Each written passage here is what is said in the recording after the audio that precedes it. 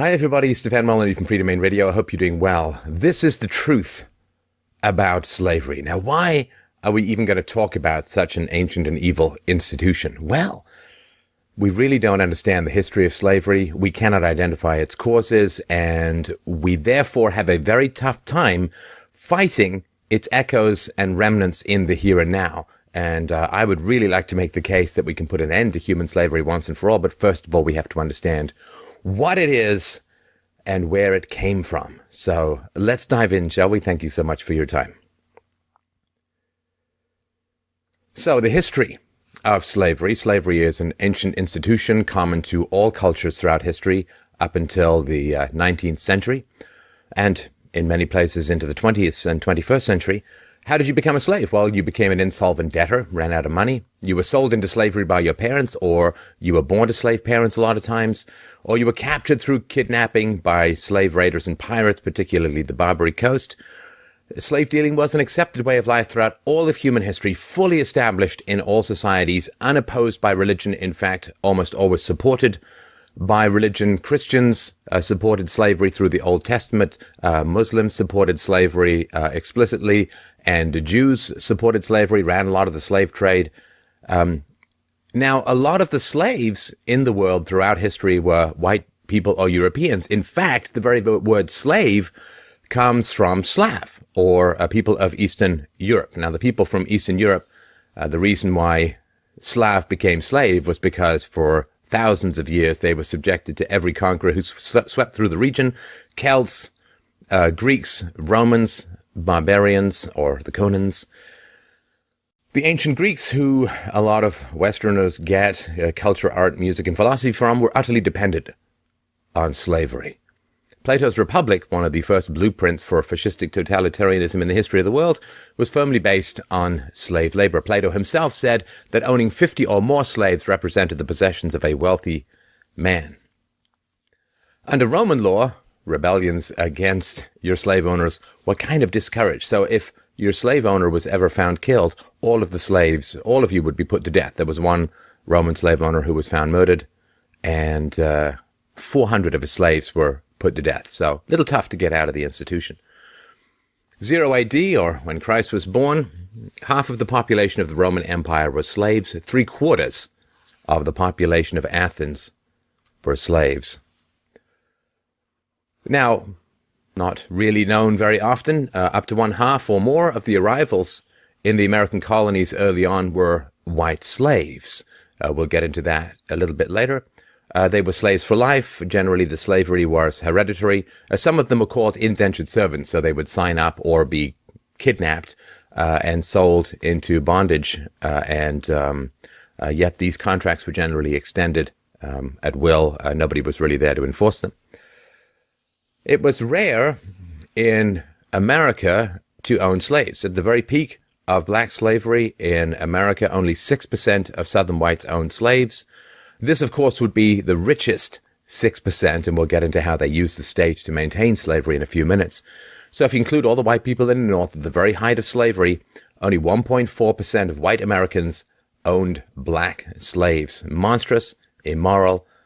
That was the truly evil 1% of the day. Slavery was, of course, indigenous to African and Arab countries before it made its way to Europe. Slavery was widely practiced by the tribes of American Indians long before Columbus came to the New World. Ethiopia had slavery until 1942, Saudi Arabia until 1962, Peru until 68, India until 76, and Mauritania until 1980. Also coming a tad late to the anti-slavery party was the Catholic Church, because certain passages in the Old Testament sanctioned slavery. The New Testament didn't give any clear teachings to abolish it. In 1965, the Second Vatican Council declared without qualification that slavery was an infamy that dishonored the Creator and was a poison in society. To be fair, Christians, theologians mostly followed St. Augustine in arguing that slaves should be treated well, and they did discourage the owning of Christian slaves. Blacks owned slaves. Even in America, according to the United States Census of 1830, in just the one town of Charleston, South Carolina, 407 black Americans owned slaves themselves. One study has concluded that 28% of free blacks owned slaves, which is far higher than the free whites who owned slaves. It was a lot of a class thing.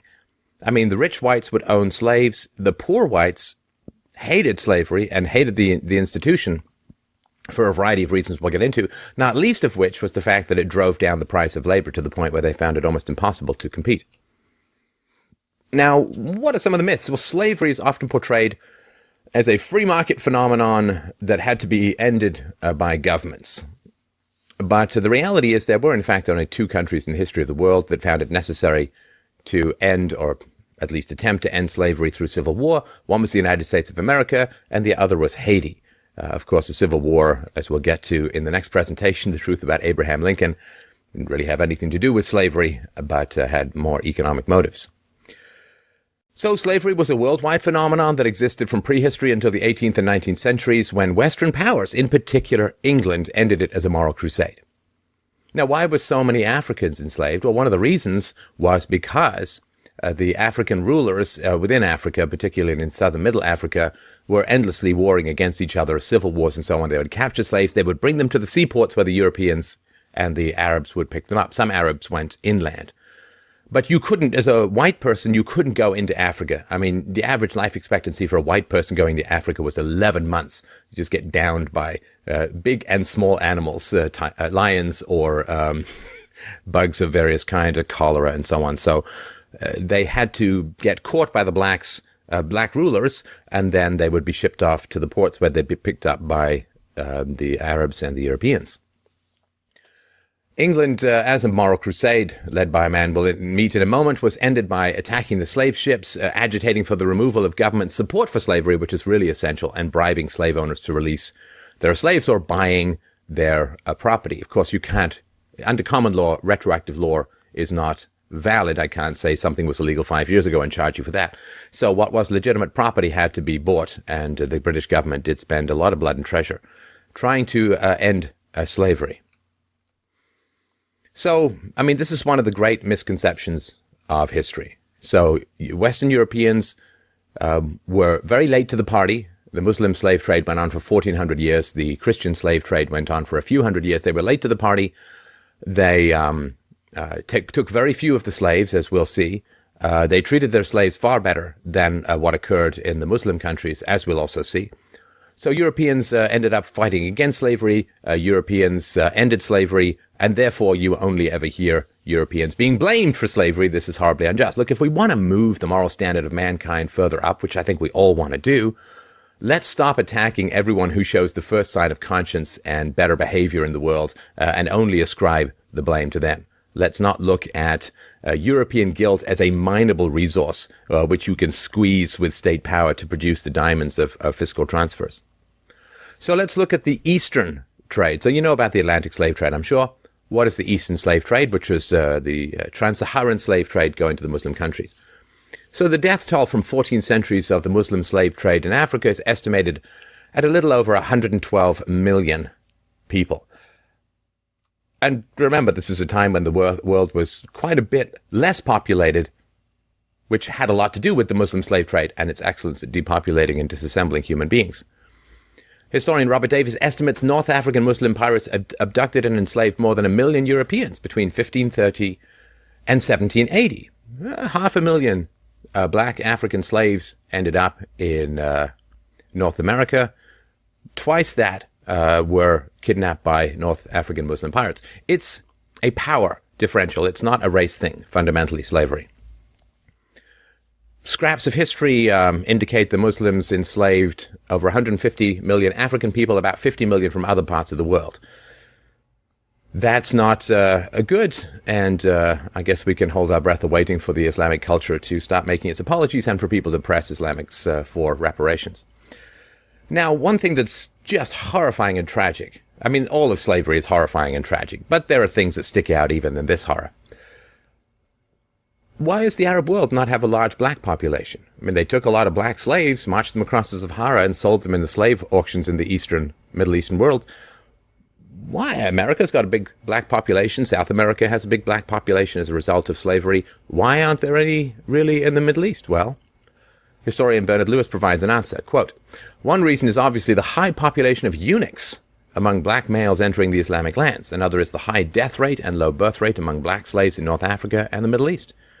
In about 1810, Louis Frank observed in Tunisia that most black children died in infancy and that very few reached the age of manhood. A British observer in Egypt some 30 years later found conditions even worse. He said, "I have it estimated that 5 or 6 years are sufficient to carry off or kill a generation of slaves, at the end of which time the whole has to be replenished." You didn't really want to be a slave going east. If you had to choose, you'd want to be going west. North African Muslim pirates raided European coastal towns and villages from all the way down in Sicily, all the way up to Cornwall, as well as European ships for about 300 years, enslaved over 1 million Europeans, including many American seamen. Some say it's 1.5 million. Christopher Hitchens points out how many know that perhaps 1.5 million Europeans and Americans were enslaved in Islamic North Africa between 1530 and 1780. What are the people of the town of Baltimore in Ireland, all carried off by Corsair raiders in a single night? It doesn't fit the narrative, right?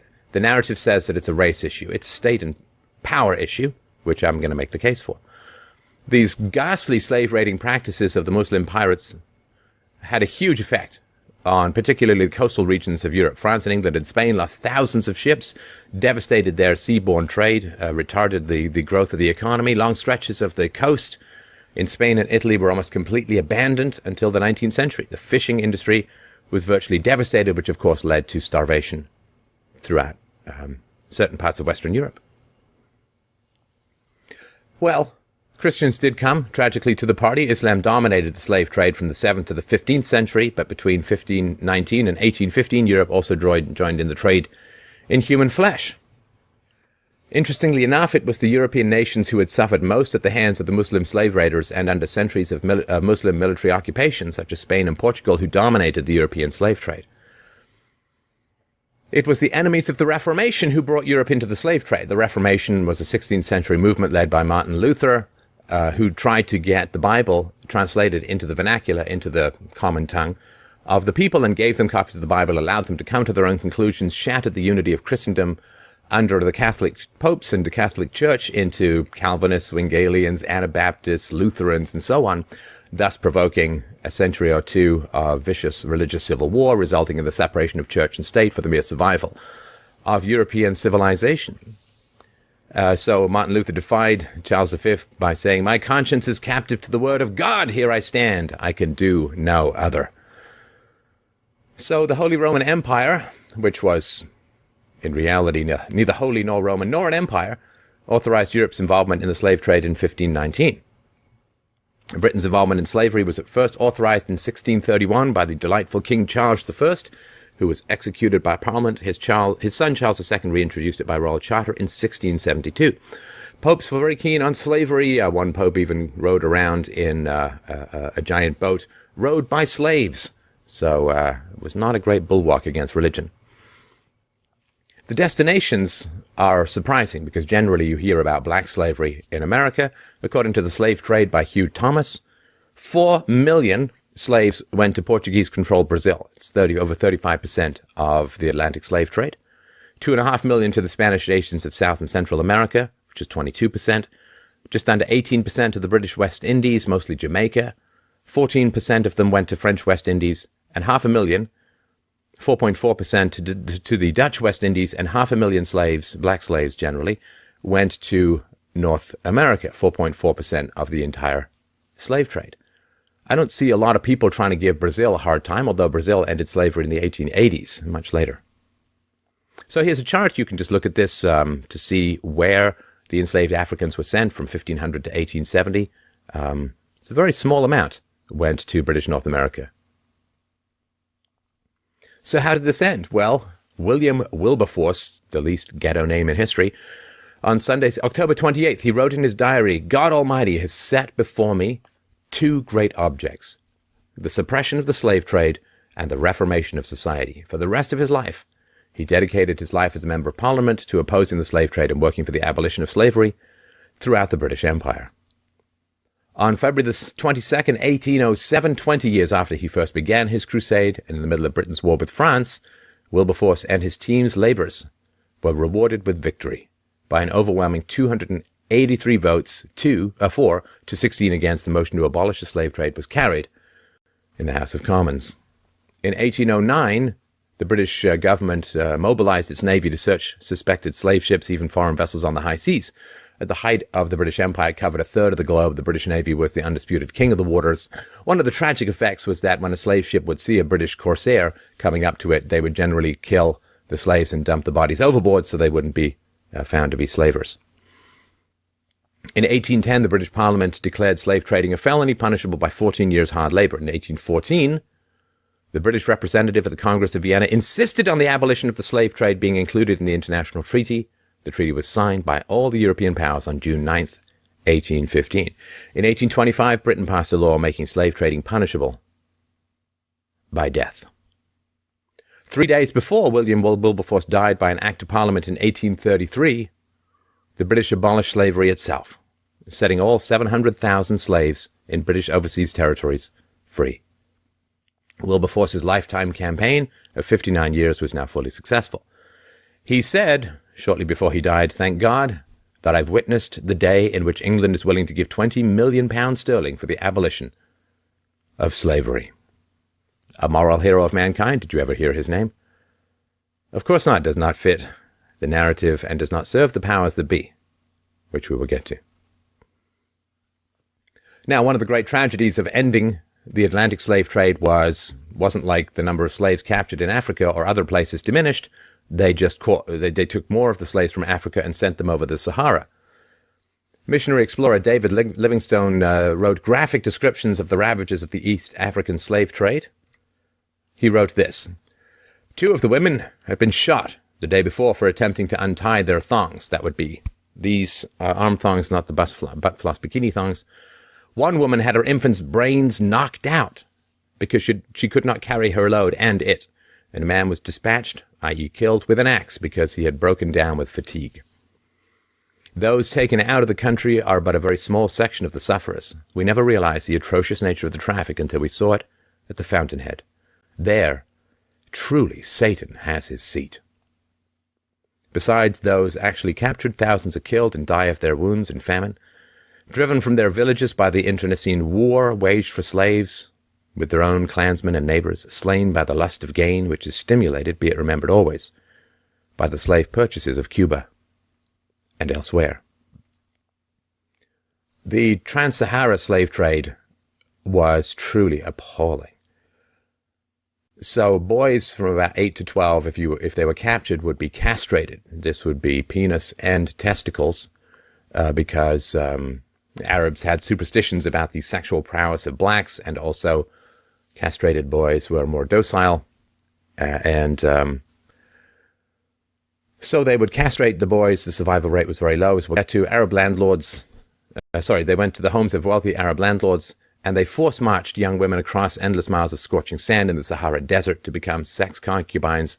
Most of the women died in transit. So castration, murderous castration, obviously without anesthetic or any other kind of medical procedures or protection against infection, and the forced marching of women across the desert for the rape rooms of the eastern lands was unbelievably brutal and far worse statistically than what happened in the Atlantic slave trade. So eunuchs, again, the penises and scrotum of 8 to 12-year-old African boys. The survival rate from this process of castration ranged from 1 in 10 to 1 in 30. So it's impossible to estimate. Hundreds of thousands, probably millions of young boys bled to death during this ghastly procedure. And in diminishing or eliminating the Atlantic slave trade, more boys went that direction rather than to the relatively safer lands in North and South America. So the reason why I say if you're going to be captured, then you want to go west, not east, is that if you look at this graph here, this is 1650 to 1750, the rise of the U.S. slave population is enormous. When you were a woman in the Muslim countries, if you had a baby, as a result, of course, of being raped in these concubines, if you had a baby, the baby would be murdered, generally. So the men were castrated and the women's babies were murdered, which is why there aren't a lot of blacks in Islamic countries these days, despite such a rampant history of 14 centuries of slavery. But early you can see that the U.S. slave population is increasing. Slaves could marry and were encouraged to have children and so on. And although the U.S. Congress outlawed the African slave trade in 1808, the domestic trade flourished. Slave population in the U.S. nearly tripled over the next 50 years. It doesn't make slavery moral, of course, a completely evil institution, but it makes it much more survivable in the Americas. Now, the confusion of slavery with the free market is truly tragic, because then we think that it was free trade that produced slavery and it required 600,000 odd dead Americans in the Civil War to end it. This, of course, is not the case. Generally, all governments had to do was stop catching the slaves and returning them to their masters. I mean, you think about it. You got a plantation, you got a bunch of slaves. They just walk off. How are you going to catch them? Where are you going to find them? You can't possibly do that. The government has to go and catch them for you, the taxes and labor of which are paid generally by others. So there are two state statutes that reduced the private cost of slavery. They were largely ignored, and this made slavery look a lot more efficient. We'll get into them. So it's slave patrols and bans on the freeing of slaves from manumission, which we will get to in a little bit more detail. It's worth understanding just so we can really get how little slavery was economically efficient. And of course, those who had bought slaves tended to resist the introduction of labor-saving devices, and this prevented industrialization. This prevented farm machinery from coming into being. And of course, the more productive slaves were, to the degree that they were productive, simply meant that you had to pay more to buy them, and therefore eliminating a lot of the gains. So also, states prevented immigration of free blacks, and if you were freed through some miracle, you had to leave the state, restricted movements and rights and so on, which meant that basically most of the blacks in a given state would be slaves, which made them a lot easier to identify and to capture. So forced slave patrol. So the patrol statutes in the South required all white males to participate in slave patrol duty. So the counties established these regular patrols. The counties placed responsibility for organizing these patrols on local judges and constables, and they appointed these patrol leaders that rotated in and out, responsible for organizing and reporting on the activities of their patrols. Now, if you didn't participate in these patrols or carry out organizing responsibilities, you got a series of escalating fines, which would end up with you going to debtor's prison and possibly being sold off as a slave. So to prevent slaves from escaping, these drafted, poor whites were responsible for patrolling the rolls at night, monitoring the movement of blacks, checking their passes, inspecting slave residences. Pretty scary for the blacks. A lot of these guys weren't big fans of this whole thing and took it out on the blacks, which was wretched and tragic. And you didn't even get paid. All you could get paid was maybe you get a little reward if you catch a runaway slave. So this is a way in which, remember, it's the rich who use the power of the state to screw the middle class and the poor. I mean, we see this right now going on with the bank bailouts. I mean, how much money did you get and how much money did you have to pay? If you're not in the 1%, at the top of the financial food chain, you don't get crap. Well, you get crap and debt. And, can we really be said to have ended forced indenture when children are born hundreds of thousands of dollars in debt because of the spending of the state to buy votes? I would argue no. So it was tragic. The costs of capturing of patrolling for and capturing the slaves were borne by the people who were forced to do it, not the people who owned the slaves. So this is really important. If the trend of freeing slaves had been allowed to continue, slavery would have ended before the Civil War peacefully. It's a strong claim to make. Let me give you the numbers behind it. So you couldn't free your slaves. Well, originally you could, but too many slaves were being freed, which made it harder to catch the ones who ran away. So you couldn't buy your freedom anymore. You couldn't be granted freedom, and you couldn't be given your freedom even in a last will and testament. And therefore, there was not much freeing or manumission of slaves, not because people didn't want to do it, but because it became illegal. So if the government had not banned the freeing of slaves, more slaves would have been freed. There would have been more competition for labor. Labor would have begun to displace slavery in terms of efficiency and so on. And more slaves would then have been freed.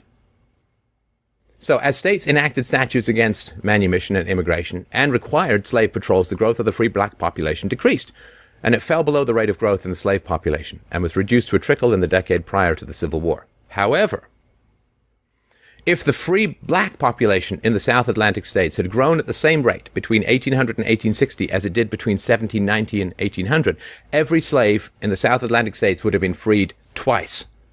By 1860, the equivalent of virtually every slave in the country. So they were being freed. The government stepped in and stopped it to serve the interests of the wealthy plantation owners, the couple of percent of people who had the ear of the government, as they do now, and use it to shaft everyone else. But even if you did the slower rate of growth between 1790 and 1810, which was 88% growth in freeing of slaves, every slave in the region would have been freed only 1.5 times, which I guess is still pretty good. Let's talk a little bit about white slavery. The Irish slave trade. Oh, my lovely ancestors from Ireland who came across with William the Conqueror in 1066, I'm sure were very, very effective at slaughtering and covering themselves with blue and red of disassembled local Britons. Very good ancient murderers, my relatives, which are my ancestors, which meant that they got lots of land as a result for being very good at killing people, which is really the foundation of the aristocracy. All money with royalty on it is blood money.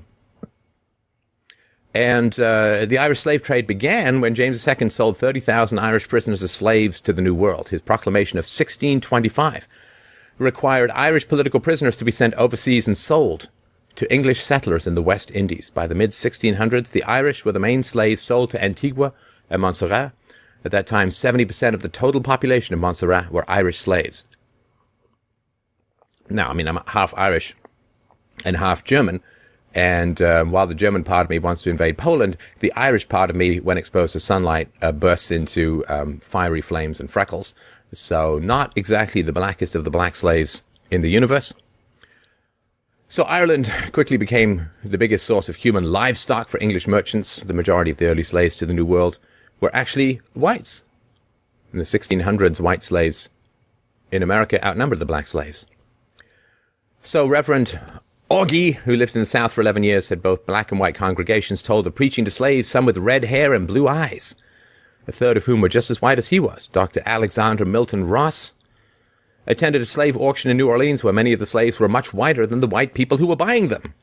In Lexington, Kentucky, Reverend Calvin Fairbank, I guess that's the least hood name you'll find, described a woman who was going to be sold at slave auction as one of the most beautiful and exquisite young girls one could expect to find in freedom or slavery, being only 1/64th African. In 1855, Frederick Law Olmsted, the landscape architect who designed New York Central Park, was in Alabama on a pleasure trip and saw bales of cotton being thrown from a considerable height into a cargo ship's hold. The men tossing the bales down somewhat recklessly into the hold were Negroes. The men in the hold were Irish. He said, "What's going on? Why is it this way?" "Oh," said the worker, "the niggers are worth too much to be risked here. If the paddies are knocked overboard or get their backs broke, nobody loses anything." The economics of Irish slavery were pretty tragic. From 1641 to 1652, over 500,000 Irish were killed by the English, and another 300,000 were sold as slaves. You see, 500,000 blacks get to North America, 300,000 whites sold as slaves in a 10-year period. Ireland's population fell from about 1,500 to 600,000 in one single decade. This would be about the equivalent of America losing 100 million people. Families were ripped apart. The British did not even allow Irish dads to take their wives and children. Across the Atlantic, this led to a helpless population of homeless women and children. What would the English do with those helpless women and children? Oh, let's auction them off as well, as additional slaves. Oh, the British.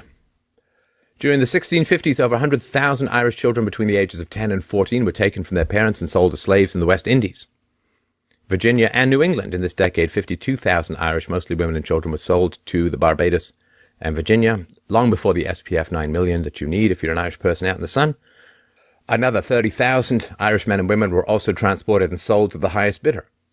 In 1656, Cromwell ordered that 2,000 Irish children be taken to Jamaica and sold as slaves to English settlers.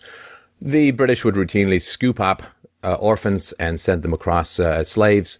They would also trawl brothels, rip the women out of the brothels, and send them over as breeders to the New World.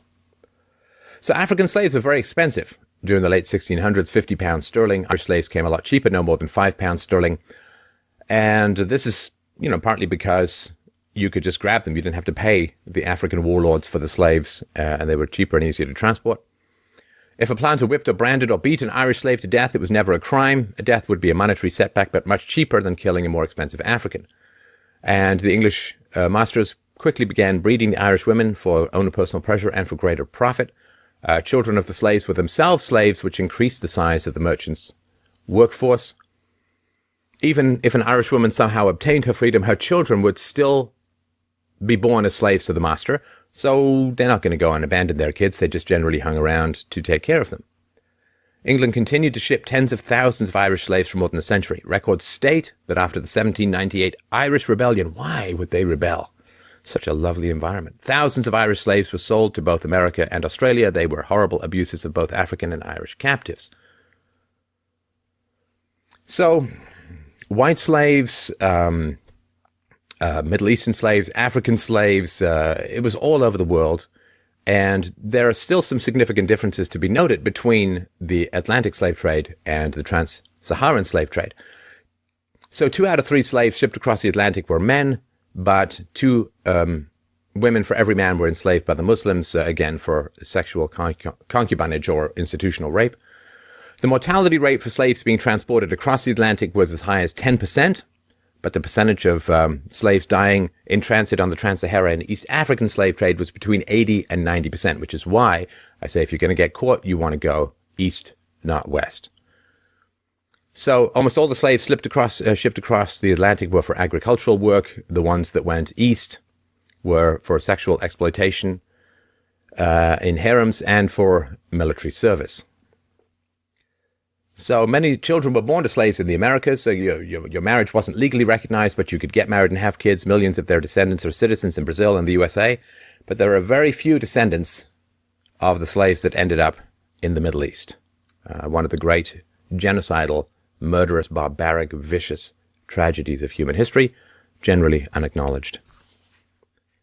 So again, as we mentioned, you get married in the Americas, North and South America. In the Middle East, you were generally castrated as a male, and your babies were murdered if you were female. So the Atlantic slave trade was not the result of market forces. It was not a free market. It was developed under the power of the state. We've already talked about how the state used the power of law to socialize or to offset the cost of capturing and returning slaves, and did not allow slave owners to free their slaves. So, of course, slavery existed in the tribal African societies, which was the source of slaves. Europeans could not go into Africa and catch slaves. They would just catch disease and die. This was not a market force that was going on. It was not free trade and private ownership that was going on in the tribal African societies. The slave trade as a whole was not founded by private firms. It was established by the colonial powers, which instituted monopolies to exploit the indigenous population. So the Dutch West India Company was chartered in 1621. The Royal Company of Adventurers for the Importation of Negroes was formed in 1662. These were not private corporations or companies of any kind. They were governmental military structures which gave a monopoly on the slave trade, subsidized it, and in return for great profits. Think of it as the military-industrial complex of its time. So they were very efficient in generating slaves, revenues, and domestic influence. So there is a statement that said, Negroes, therefore, were stolen in Africa to work land stolen from the Indians, but this was always and forever a government involvement. When governments gave up the practice of catching and returning slaves, slavery collapsed. So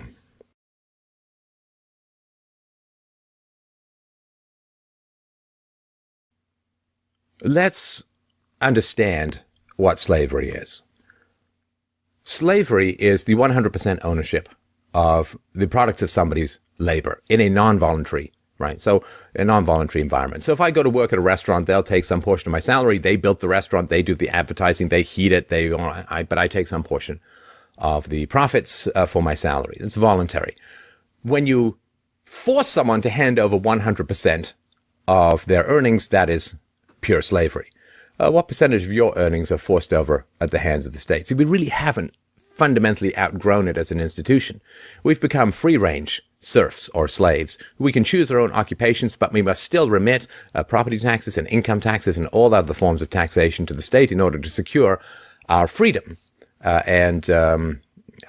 We really haven't understood what slavery was and where it came from. We've been told to turn it into two things that are fundamentally incorrect. One is it's become a race issue for obvious financial gain reasons and reasons of the profitability of victimization in the face of a relatively empathetic culture. So it's become a race issue when it fundamentally wasn't. It was a power issue. When the British could get away with enslaving the whites, they got away with enslaving the whites. When they could get away with enslaving the Africans, they enslaved the Africans. When the Muslims could get away with enslaving everyone, they enslaved everyone. When the Jews could profit from their participation in the slave trade, they did and could. So it is not a race issue at all, fundamentally. We've been told to make it a race issue so that we fight amongst ourselves rather than looking at the real source of the problem of slavery, past, present, and future, which is the powers that be, who indoctrinate us to fight with each other rather than look at the genuine power structures in the world, which are around the viciousness and violence and exploitation of state power at the behest of the financial powers who lend to the state, so the state can bribe us with goodies and have our children pay off those goodies. So we've made the mistake of thinking that slavery is foundationally about race, so that we can fight each other as races rather than recognize that we are brothers and sisters in the tax farms called countries run by governments. And we've also thought that it has something to do with the free market. So we think that our enemies are racial and our enemy is the free market. Well, it is not a race-based institution, and it was the complete opposite of the free market. It was a central, fascistically controlled pseudo-market. It's called crapitalism, crony capitalism, where you use the power of the state to benefit financial interests. That's not the free market at all. Forcing people to go and catch slaves, that's not the free market. Forcing people to not do what they want with their own property. If slaves are property, you should be able to set them free, right? But banning people from setting their slaves free is not treating slaves even as property, as it should have been at the time under the law. Because that would have been a way of peacefully ending slavery by making slavery diminish out of the guilty generosity of the slave owners, particularly on their deathbeds when they would set slaves free. So it is completely wretched for us to misunderstand what slavery was, who the cause was. Financial interests using the power of the state to exploit the resources. Now, the resources are money. The resources are the environment. In the past, the resources included human beings. But the idea that one race is guilty of slavery and owes reparations is like saying you and I owe reparations for the bailouts that were handed to the bankers, to the banksters. Of course not. We didn't like them, those bailouts. We would have resisted them if we could, but the money is taken from us at gunpoint. Well, the facilitation of slavery, the violent power of the state which made slavery possible and sustained its continuance, was imposed upon both whites and blacks and mulattoes and Chinese and Irish and you name it. It was imposed upon them against their will. Just as the national debt is imposed upon your children against their will. Just as bank bailouts are imposed on you against your will. All we should do is band together to recognize the great owners of mankind are the political and financial and military powers of the world. When we see that, when we see the slavery in a diminished way that continues, well then we have a chance at real freedom.